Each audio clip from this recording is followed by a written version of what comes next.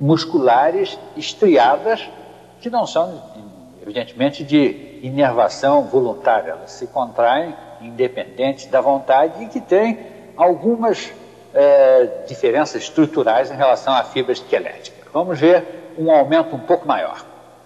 Nesse outro slide, vejam o corte transversal. Neste corte transversal, vocês já podem perceber uma diferença inicial. Lembrem-se de todas as fibras esqueléticas que eu mostrei inicialmente, o núcleo da fibra estava situado na periferia. Aqui não. Notem que o núcleo está sempre situado no centro. Esses núcleos que vocês veem aqui do lado de fora são núcleos pertencentes às células conjuntivas que existem nesse tecido conjuntivo que envolve as fibras esqueléticas. Em corte longitudinal, vejam novamente, as fibras é razoavelmente perceptível, não está muito nítido, mas é razoavelmente perceptível a existência da estriação, e o que é muito importante é a ocorrência em vários pontos dessa fibra, desses discos ou dessas estrias transversais muito nítidas, que correspondem aos chamados discos intercalares. Durante muito tempo, imaginou-se que o conjunto de fibras musculares que formam o miocárdio constituísse um verdadeiro sincício, houvesse continuidade entre as células. O impulso passaria através desse sincício. A microscopia eletrônica mostrou que esses pontos, os chamados discos intercalares, são pontos muito importantes, porque correspondem ao ponto de união entre duas fibras. Então, na realidade, isto aqui corresponde a uma fibra, isto aqui corresponde a outra. E este ponto, que num esquema de microscopia eletrônica nós vamos ver, esse esquema que agora vai ser mostrado, já dá uma ideia. Vejam lá a fibra esquelética, o núcleo situado no centro.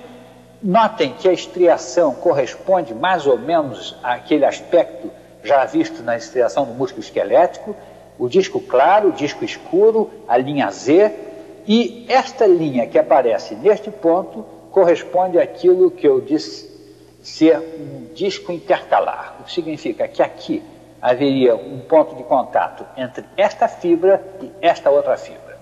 E esse disco intercalar, visto em fotografia de microscopia eletrônica, mostra muito nítido.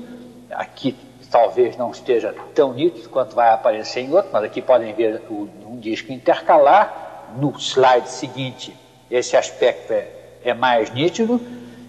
Veem que nesse disco intercalar se encontram em alguns pontos regiões nas quais é nitidamente perceptível um espaço intercelular. Essas regiões em que existe um espaço intercelular, aqui estaria uma fibra, aqui estaria outra, isso aqui corresponde a um desmosoma.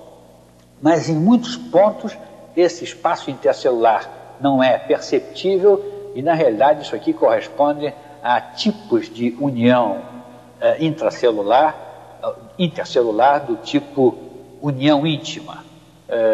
Inclusive em alguns desses pontos existem aquele tipo de união que representa um ponto de muito baixa resistência, chamado o gap junction, ou nexus, que tem uma enorme importância na transmissão do impulso de fibra a fibra.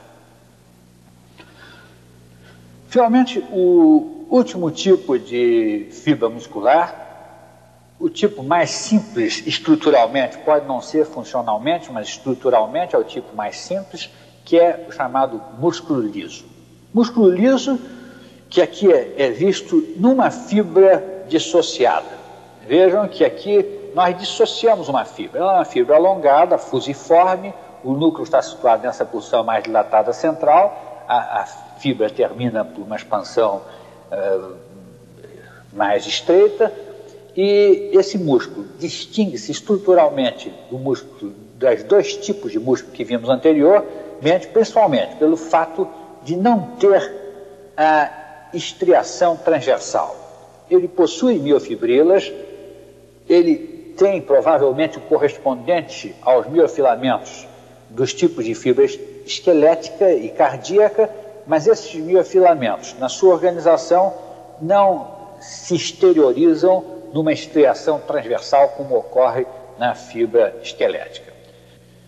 Em alguns casos, as fibras musculares estão praticamente isoladas, como é o caso de uma pequena arteríola, em que, às vezes, duas fibras musculares em torno do vaso são capazes de, por contração, provocar a vasoconstrição.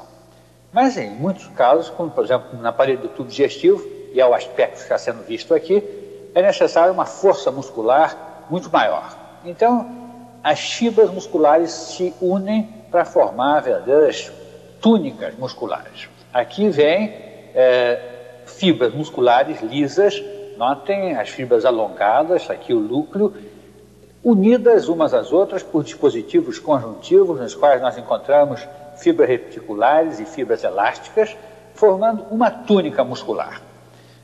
Nesta faixa, essa túnica muscular é formada por fibras que estão todas dispostas longitudinalmente.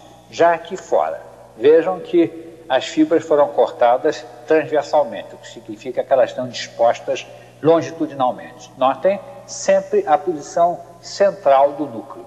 Portanto, o núcleo é central tanto na fibra esquelética como na fibra cardíaca, como na fibra lisa. E é exatamente a contração dessas fibras, que, ao contrário do que ocorre na fibra esquelética, é resultante de um estímulo nervoso involuntário, que vai fazer com que ocorra o movimento peristáltico do tubo digestivo. Esse aspecto que é melhor observado no próximo slide, em que vocês podem ver aqui a túnica muscular do intestino, em que está atingindo principalmente a camada em que as fibras correm circularmente e, portanto, foram cortadas longitudinalmente. Cada uma dessas estruturas é uma fibra com o seu núcleo central. Há uma pequena retração e os espaços claros correspondem a regiões em que se encontrariam as fibras conjuntivas que fazem a união do conjunto. Talvez o aspecto não seja melhor observado na próxima imagem.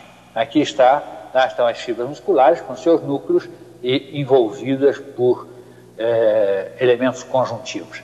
Essas estruturas, esses espaços são exatamente os espaços nos quais nós encontraríamos as fibras elásticas e as fibras reticulares que unem e que fazem então com que esse conjunto, ao se contrair, funcione como um todo.